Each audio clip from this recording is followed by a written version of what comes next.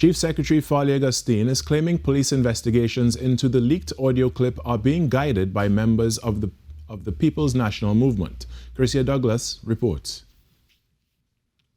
Secretary of the Tobago House of Assembly, Farley Augustine, used a video recording of a meeting he had with a man identified as Akil Abdullah on July 7th to support claims of interference in a police investigation. The man, a member of the Progressive Democratic Patriots, admitted to recording the controversial audio clip involving the Chief Secretary and the Education Secretary at a party meeting.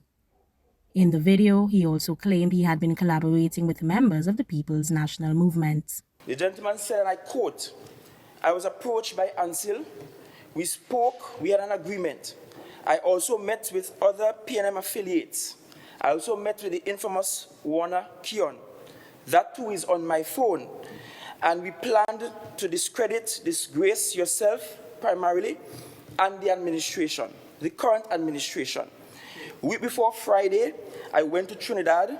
They took me to Trinidad, met with the police, had 2 rounds of, I don't want to say interrogation, but witness submissions." The Chief Secretary also shared a video recording which he said was taken on July 12th, where Mr. Abdullah claimed he was paid over $200,000 to sign a statutory declaration pertaining to the viral audio clip. He also claimed the Prime Minister was part of the plan. The same Mrs. Ali, in whose name the warrants are made out, and who is leading the investigation, it is being alleged by this whistleblower, sat in the same room with the Prime Minister, same room with the political leader of another party, as irrelevant as he might be.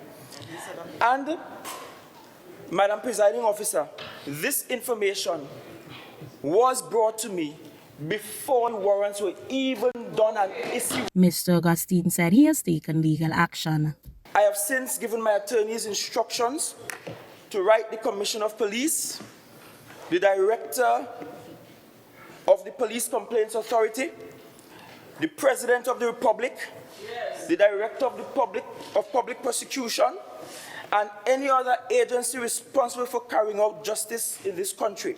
Chief Secretary Augustine said he will be writing to CARICOM and the United Nations on the matter. Chrisia Douglas, TTT News. Prime Minister Dr. Keith Rowley has denied allegations of interference in police work in Tobago. In a media release on Wednesday, Dr. Rowley said at today's special sitting of the Tobago House of Assembly, Chief Secretary Farley Augustine presented serious allegations against him.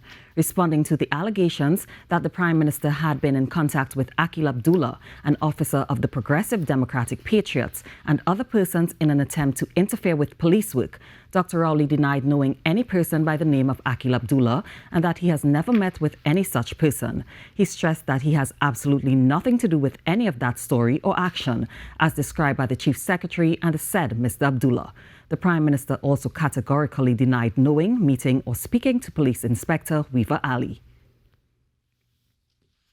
Police Commissioner Erla Christopher has denied statements made by Chief Secretary Farley Augustine, which she says alleges undue influence and involvement of the Police Commissioner and TTPS in inappropriate conduct.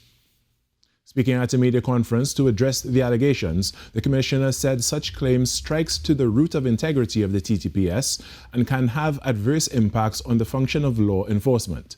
She said the police service understands and accepts that it is the political season, noting that issues regarding the police service may be used on certain political platforms. But she maintained that the TTPS is an independent body. I wish to categorically deny that I took any directive from the Prime Minister or that the Trinidad and Tobago Police Service, in pursuing this investigation, was motivated, instructed, or directed in any way, as is being alleged by the Chief Secretary.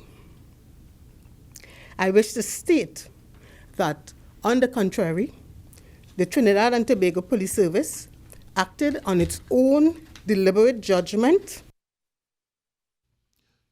Commissioner Christopher also gave the assurance that the TTPS will act in accordance with the law in matters being investigated, and she said she is certain that continues to be the case.